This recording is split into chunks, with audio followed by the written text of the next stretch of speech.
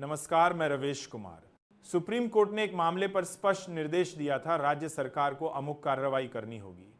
मामला संवेदनशील था, राजनीतिक भी और प्रशासनिक भी, लेकिन पूरे देश को चौंकाते हुए खबरें आने लगीं कि योगी आदित्यनाथ ने उस निर्देश को स्थितियों के अनुसार अनुपयोगी बताते हुए लागू न करने का संकेत दे दिया। दिल्ली में बैठे पत्रकारों के कान खड़े हुए। एंकरों ने तुरंत ब्रेकिंग न्यूज़ की तलवार हवा में लहरानी शुरू कर दी। सिस्टम के भीतर बैठे लोग जान गए यह मामला साधारण नहीं है। क्यों नहीं है? क्योंकि भारतीय लोकतंत्र में सुप्रीम कोर्ट और राज्य सरकार के बीच शक्ति का संतुलन बेहद संवेदनशील होता है। और जब कोई मुख्यमंत्री खुले या बंद शब्दों में कहे हम अपने तरीके से फैसला करेंगे, मिले तो यह महज प्रशासनिक मतभेद नहीं बल्कि राजनीतिक भूकंप की पहली दरार होती है। 2. केंद्र सरकार की बेचैनी। शाह का चुप रहना सबसे ज्यादा बोलता है। दिल्ली में प्रधानमंत्री कार्यालय और गृह मंत्रालय दोनों ही बैकफुट पर दिखे। रिपोर्टें आईं कि 3 बार फोन पर बातचीत हुई, लेकिन बातचीत में सिर्फ औपचारिक सवाल जवाब।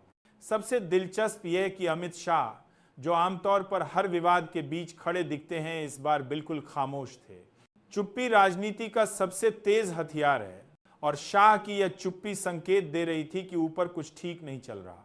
3. क्या पार्टी के भीतर दरार इतनी गहरी हो गई है? बीजेपी को हमेशा एक ऐसी पार्टी के तौर पर देखा गया जिसमें आदेश ऊपर से नीचे आता है और सवाल कम ही पूछे जाते हैं, लेकिन पिछले कुछ महीनों में कई घटनाओं ने दिखाया है कि पार्टी के भीतर खींचतान असलियत बन चुकी है। कुछ वरिष्ठ नेता उपेक्षा से नाराज, युवा नेता नई लाइन का समर्थन करते, कई राज्यों में संघ और बीजेपी के बीच मतभेद, और अब अप मॉडल पर भाजपा के भीतर ही तकरार। और फिर अचानक एक फुसफुसाहट शुरू हुई, शाह पार्टी से अलग हो सकते हैं। यह बात असलियत है या अफवाह, इससे ज्यादा जरूरी है इसका फैल जाना, क्योंकि राजनीति में अफवाहें भी वही असर पैदा कर देती हैं जो कोई वास्तविक घटना करती है। और यह अफवाह फैलते ही देश भर में राजनीतिक तापमान 2 डिग्री बढ़ गया। 4. शाह बनाम योगी या शाह बनाम सिस्टम।